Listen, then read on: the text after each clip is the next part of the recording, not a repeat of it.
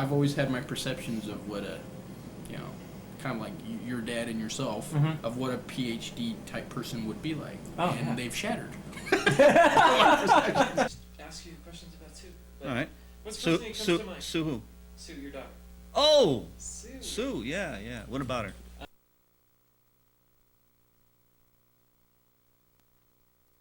Childhood. Things that come to mind with Sue when you two were younger.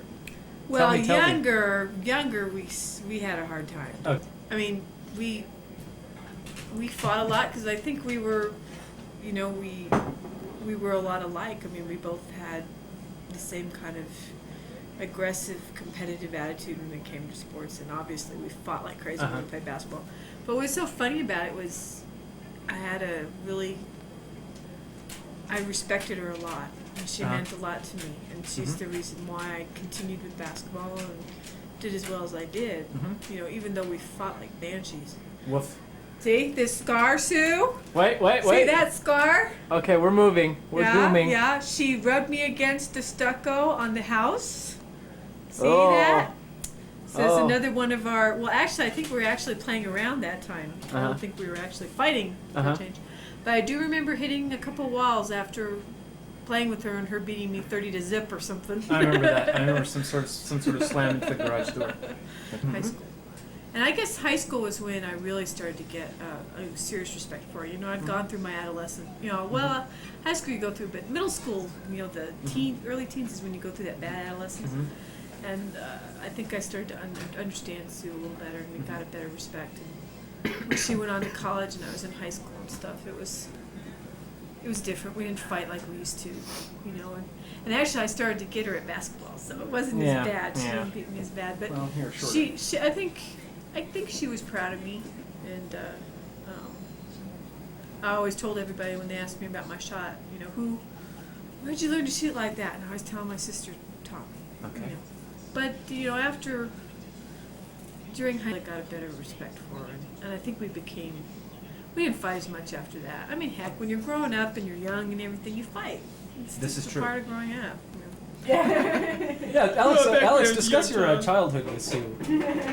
Discuss your childhood with Sue. There is none. I'll bring that up later. But no, she was a cute kid, and in school, very, very nice to the other kids, except other kids that were not nice to her brother and sisters.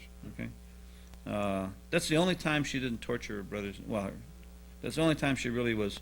She was nice to her brother and sisters when other people were not being nice to them. But when she was with them, she was not so nice to them, which is interesting. Very interesting. I don't understand the psychology. Don't ever put her in a dress. Don't ever put her in a dress. No. Now, even when she was like, 2, you put her in a dress, she was very uncomfortable. Right. Yeah. There's a picture that your mother has of her standing there with Sandy in one hand and Suzie in the other hand, right? Sandy is very happy. She got a little pink coat on. She got a little hat on, a little gloves, a little purse. She looks happy as a clam. Suzie is dressed in a green coat and a dress, and she wants to get the hell out of there. And she's pulling away from Mom. I don't want to be seen like this, right? And that's kind of carried through to today. It's a favorite Sue story. Okay, well, the one thing, of course, is when she was a little kid, she could never keep her socks up.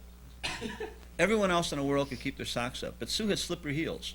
I don't know if it was narrow feet or what, but the kid would walk and his socks would slowly disappear into her shoes, like the shoes would eat her socks.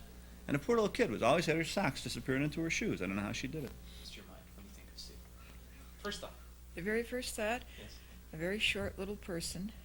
A short little person? Yeah, she was just a little kid, a little short person, with patches on all of her pants from falling and tearing them, and socks that constantly slid down into her shoes. Susie never wanted to wear dresses or skirts or anything. It was little, first of all, musical comedy. After we got our first little, it was just a hi-fi player when we first moved down to New Mexico. And we had one record that we could play. It was Fiddler on the Roof, or to Susie, Fiddler on the Woof, which is still one of her favorites. She just loves it. It introduced her to, I think, of hers. She was trying to read Gray's Anatomy by the time she was 4 years old. What does it make me think? She was curious, very curious child. Well, Susie is how can I put this? Suzie as a child was always up to something. Talk about physical characteristics of Sue. Sue, one sock on, one sock off.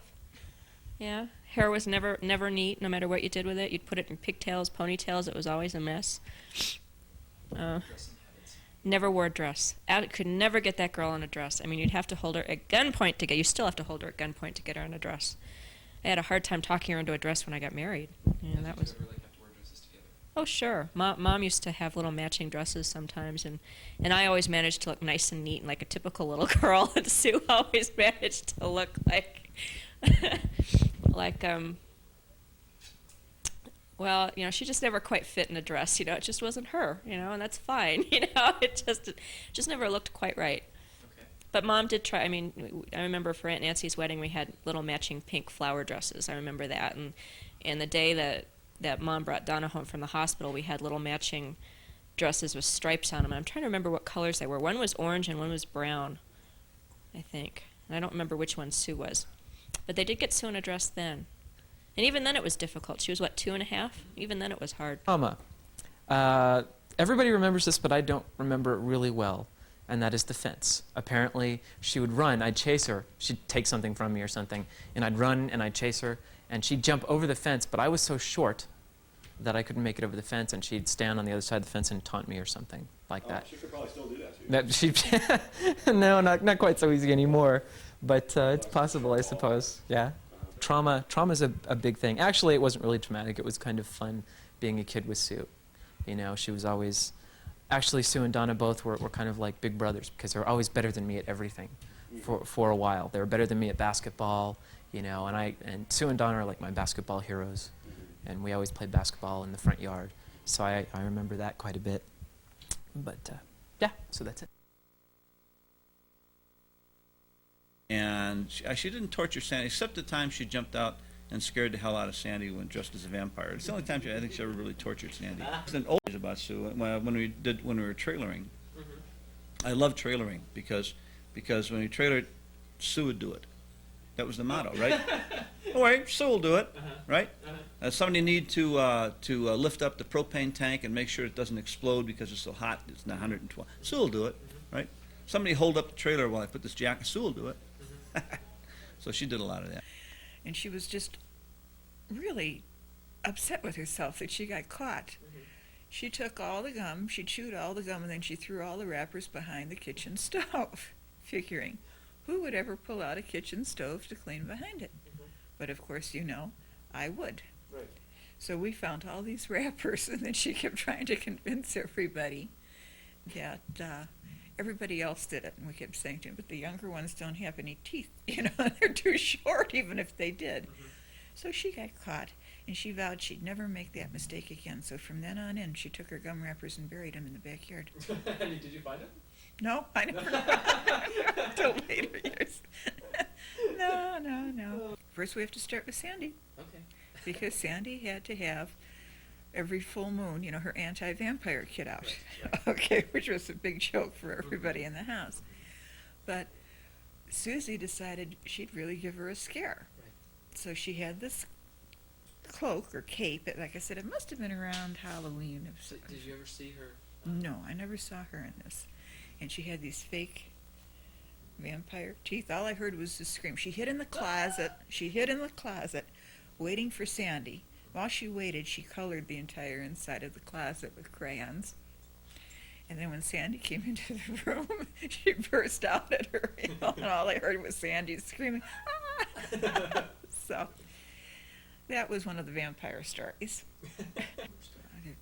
Who's eating all the apples from the apple tree? The green apples? I remember this one.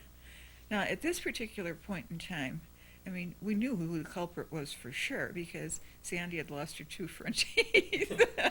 And again, you were too little, and somebody was eating little green apples, and we kept telling them they were going to get sick. And finally, we found some of the green apples with Susie's teeth marks in it. They're perfect match. He was the one eating all the little green apples that would fall off the tree. Or she'd climb the tree, too. To get the apples. Or the gym set. When you confronted her, what did she say? Well, she always denied everything, was just, Susie, just don't do this. You're going to get sick. Yes. I think she did to you. My favorite story? Yeah, tell me your favorite story. My favorite story is the Count Dracula story. Tell me the Count Dracula story. Well, you see, we'd sat down and watched Night Stalker, which was about a vampire stalking through Los Angeles and killing people. And Sue knew that I was scared to death of vampires. I had my anti-vampire kit, and so she found a cape somewhere and put a cape on and got her fake vampire teeth and hid in my closet. And when I opened up the closet door, she leaped out at me. So how'd you feel about this? Scared the crap out of me, Don.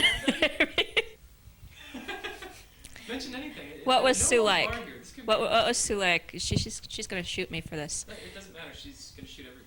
Well, she was the lead troublemaker. She was the one that got us into everything, and You and her collectively. no, she was the leader. I was the follower. Well, what things did she do? Well, I mean, there was the time that she broke the top of the stereo cabinet and stood you in front of it and told you that you'd done it. I mean, that's a typical Sue thing.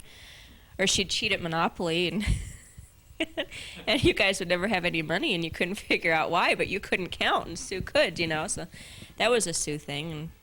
And then of course, we could leap over the fence and leave you guys alone in the backyard and we wouldn't have to worry about playing with you. That was another Sue thing. What else did she used to do? Well, she got in trouble. She had a lot of schemes. What did she try and pull besides that? Well, I mean, there was a time she took all the chewing gum and then threw the wrappers behind the stove. And then when Mom found the wrappers, she tried to tell her that you and Donna had done it, but you didn't have any teeth and Donna was too short, so. We had some pretty fun times. We had some pretty giggling times, I think. The one that comes to memory is the one when we were playing darts in a room. You remember this, Sue? We were playing darts in a room, and boy, she's terrible. I think as we've gotten older, she's been able to read my mind more. And she left the room, I guess, to go something to eat, and while she was gone, I tried to sneak the dart in the bullseye, and I was just like centimeters from it, and I hear from the other room, "Don't you put that dart in the bullseye!" And it's just. And she was in the other room. She knew exactly what I was doing, and we just both broke down laughing.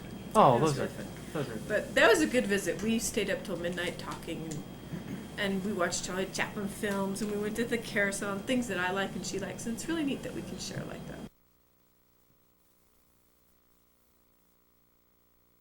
Oh God, well, what would you say when you talk about Sue's interests?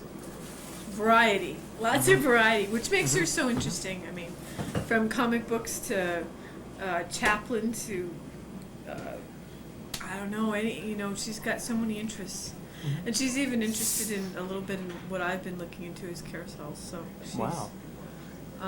The variety's nice. I mean, she can go and watch some serious movie about something, and then come back and watch some silly movie, and enjoy them both just as much. Her science film interests and science fiction interests. She reads mystery and sci-fi, and then all this stuff with the. And then she goes and collects comic books, and is so serious about it. Puts it on the computer to keep track of it. Not necessarily because she intends to get rich on it, but just because she enjoys it. What about her education? I mean, isn't that kind of funny? Oh, about her being being a PhD and what she does and everything. No, it's Sue though. I mean, she's always just smart.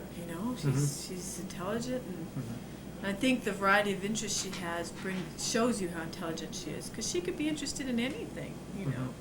Like our Star Trek conversations, which we do every weekend religiously, which is neat. And we talk about Star Trek and how much Will Riker and Wellesley bother us, and how much we pant over Patrick Stewart. So it's a lot of fun. You and Susie both like Patrick Stewart. Are you kidding? Sexiest man alive. They're just normal people. Normal people with other interests, really. That's what it comes down to. And What did you expect when you first? I don't know. I was expecting, a stiff, all work and no play type of individual. Makes Sue adult. Yes. Just kind of standard white bread, I guess. You know what I mean? Just nothing interesting. And I guess I'm basically saying, I guess I'm saying you're interesting. Let's talk about interests. Yeah.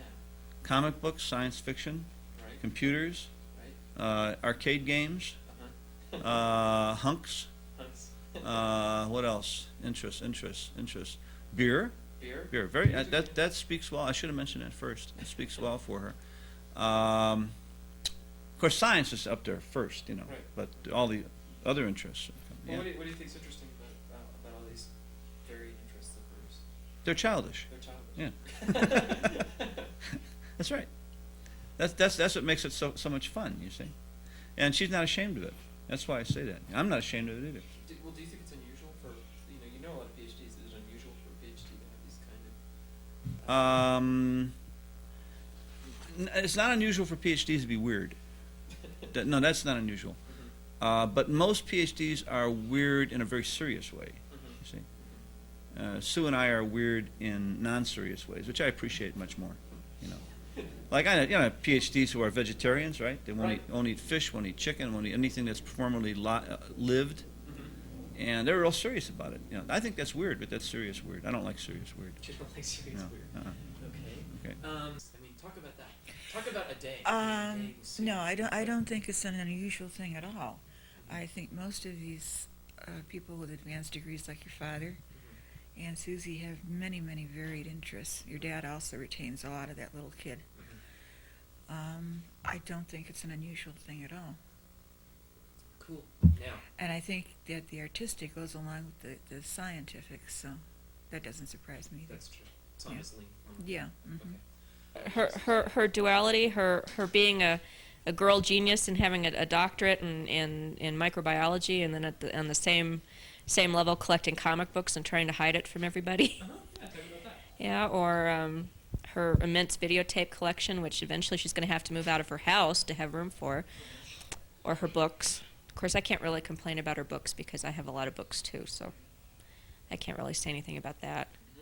And there's her Looney Tunes and Bugs Bunny fixation in particular. Let's see, what else? Star Wars. How could I forget Star Wars? If there were a Star Wars religion, Sue would be a high priestess. Yep. But don't you see? Great. I mean, I think anyone with a PhD that's totally serious would be insufferable. You know, I mean, Sue just is, isn't like that at all, and I think it's wonderful. I don't think it's weird or anything. No, my weirdness, I think, comes from me. Although Sue and I share a weirdness. We share a weirdness. We both like video games. We're little kids. We both like video games. We both like comic books. We both like things that I would say are way, way, way too young for us. I'm 26 years old. I am a writer. I'm supposed to be this mature, artistic person, and I'm a child. Sue and I are children. What we do when she comes into town is that we play video games, we watch movies, we talk about comic books, we talk about a little bit about science fiction, although we don't relate as well as you and Sue do. So I would say that the one thing we have in common is that we're both children trapped in bodies of adults. Sue and I have a common thing. We love video games. Yeah. And Sue and I have competed at times in video games, but we find it better when we work together. Like we play those shoot 'em up games where we kill everything that walks in front of us, and we, she has one gun on one side, I have one gun on the other, and we just shoot everything. We do really well with that. She will admit that I'm the master of games like Asteroids, where I have to zoom around stuff and blow stuff up, which I'm really good at. And she's the master of the plane games. But she knows I could whip her ass at Star Castle, and she knows she could whip my ass at Red Baron, so in that sense we're equal. We do have incredible air hockey matches, though. And she gets the best of me sometimes, I get the best of her sometimes. Generally, it's very competitive. She's the single best air hockey player I've ever played against. So there. Wow. Yeah.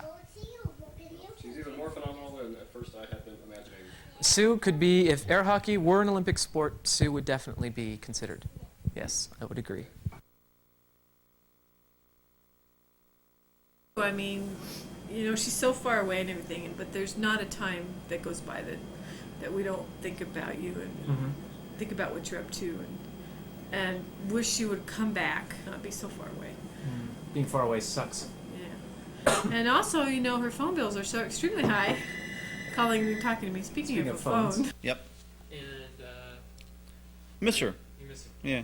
Miss any one of our kids who is not not around, but missed her terribly when she was in L.A., not simply because she was in L.A., but because she was all alone with a bicycle and no money in a city of 11 million people. I mean, that's 10 scary. million of which are murderers. Yeah, 10 million of which are murderers, and 9.5 million of which can't even speak English. What do you want her to hear? And what do you want? What do you want? What do I want her to Think of- hear? Nah. That'll do it. That does it. Yeah. Just send me some obscene electronic mail. Some That'd be nice. electronic Yeah. Email. Yeah, I like that. Well, I would hope, in fact, I know that she thinks about her family a lot. And I suppose she, what do I want her to think? I'll have to pause on that for a second, Dan. Gosh, okay. Oh, I would hope that while she's away, she misses her family, and I know she does. And right now, especially the little nephews and Vicky, because they're such buddies. And Well, maybe she's got a rough day or something, and she comes on. Maybe she pops this tape in. What do you want to tell her? oh, tomorrow's always another day. Somehow you get yourself up and going, and you do what you have to do. Want to make a face at her? Hmm? Want to make a face at her? She's having a bad day. I'd ask her to think about my crazy children and let her sit there and think that maybe while she's having a bad day, my children are going around destroying the house and beating each other up and just creating chaos, and that might make her smile. Think about Vicky, her buddy, her best buddy. Yes. She could think about the fact that we miss her and wish she were around. Vicky really misses her when she leaves town. Vicky really does. Actually, she's been the last few days how much longer Aunt Sue is going to be here. Now, how many more weeks is Aunt Sue going to be here? Unfortunately, Vicky doesn't understand the concept of weeks, so it's like you can't really tell her. But so. Does Aunt Sue tickle you? Does she tickle you? Yeah? Uncle Don does too, apparently. Yeah. Are you happy that Aunt Sue's here right now? Yeah? Are you shy now? Are you afraid to talk now? I thought you weren't talking on the camera. What's that? Is Aunt Sue your buddy? Aunt Sue's your buddy? Yeah? Does she give you 5 all the time? Yeah. What inspired me to do this videotape? That's a fair question.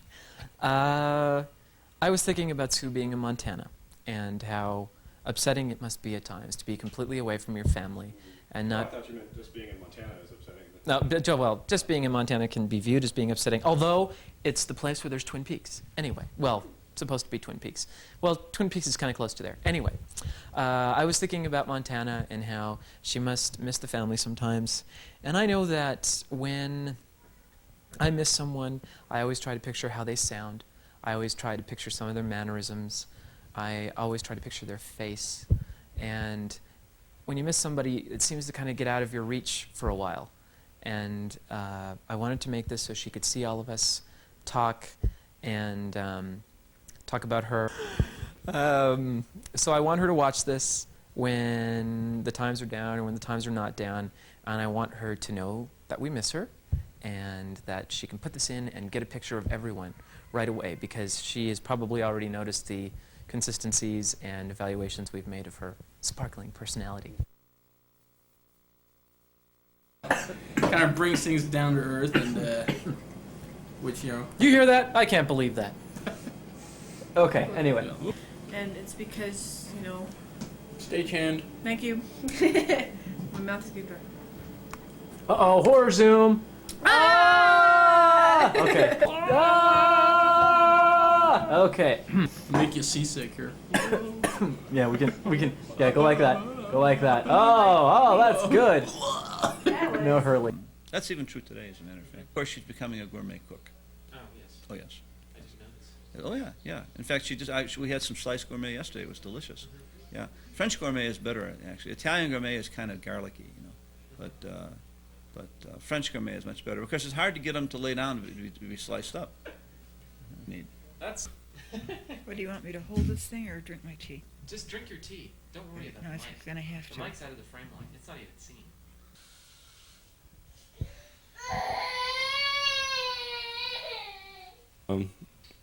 I love her eyebrow. It has a very,